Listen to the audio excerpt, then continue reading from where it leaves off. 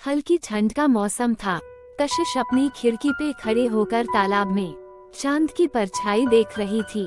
कशिश एक गांव की लड़की है। अचानक उसकी नजर आदिल पे पड़ी, जो उसे बहुत प्यार से देख रहा था। कुछ दिन ऐसे ही गुजर गए। कशिश को आदिल अच्छा लगने लगा था। दोनों बस एक दूसरे को देखते थे। कशिश की कजन सिस्टर नौशीन आज दिल्ली से गांव आई थी। कशिश, नौशीन आज कल बड़ा मजा आ रहा है। वो लड़का है ना, हम उसको देखते हैं और वो भी हमें देखता है। नौशीन, मजाक मजाक में देख रही हो तो ठीक है, मैं पर ध्यान देना, बात आगे न बढ़े। तुम्हारा रिश्ता 3 साल पहले ही सैफ से फिक्स हो चुका है। कशिश, मुझे पता है कि मेरा रिश्ता फिक्स हो चुका है और जिस लड़के को मैं देखती हूँ ना, इसका भी रिश्ता बचपन से ही फिक्स है। ऐसे ही देख रहे हैं बस। कशिश और नौशीन दोनों खूब मजे करती घर के पीछे घूमती पार्क में तालाब के पास पलक बिछा के बैठती। कुछ दिन बाद नौशीन दिल्ली चली गईं। कशिश और आदिल एक दूसरे को डेली देखते। उनकी मोहब्बत दिन ब दिन बढ़ती ही जा रही थी। कशिश अपनी खिड़की के पास खड़ी रहती थी।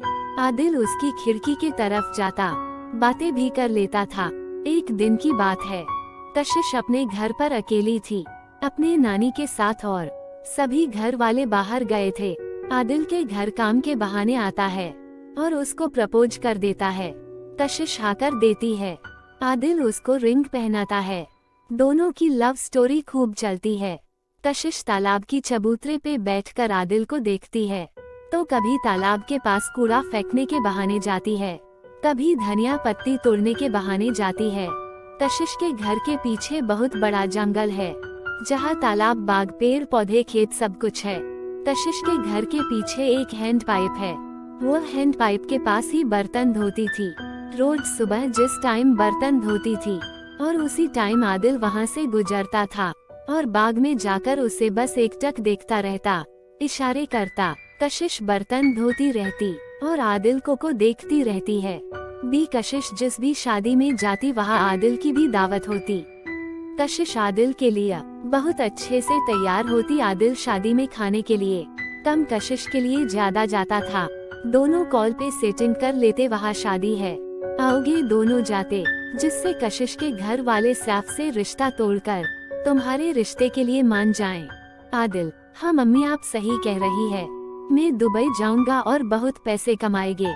आदिल कशिश को बताता है, मेरे घर वाले शादी के लिए मान गए हैं, मैं दुबई जा रहा हूँ, वहाँ बहुत पैसे कमाएंगे, सैफ से भी ज्यादा। उसके बाद मेरे घर वाले तुम्हारे लिए रिश्ता लेकर आएंगे, देखना कशिश, जब मैं सैफ से भी ज्यादा पैसे कमाने लगूंगा ना, तब तुम्हारे घर वाले मान जाएंगे और हम दोनों की शादी हो जाएगी। आदिल दुबई जाने से पहले कशिश को सोने की एक रिंग गिफ्ट करता है। कशिश रोने लगती हैं, कैसे रहेंगे आपके बिना, आपको देखकर तो मेरी सुबह होती है।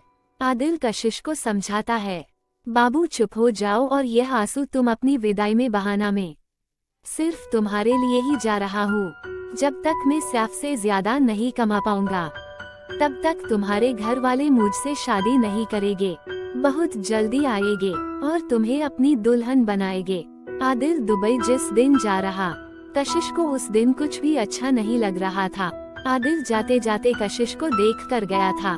आदिल इशारे से कहता है, रो मत, हंसो एक बार में, तुम्हारी मुस्कुराहट यादों में लेकर जाना चाहता हूँ। आदिल दुबई चला जाता है। कशिश को अब कुछ भी अच्छा नहीं लगता है।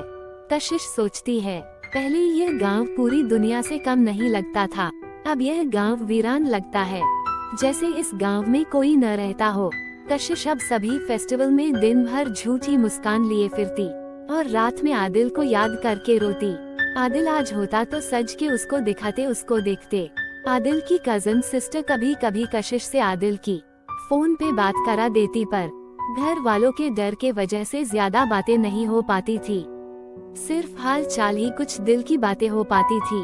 हर कॉल पे आदिल यही कहता है, मैं जल्दी आऊंगा और तुमसे शादी करूंगा। रही हूँ कि आदिल से अब बात नहीं कर पाएंगे।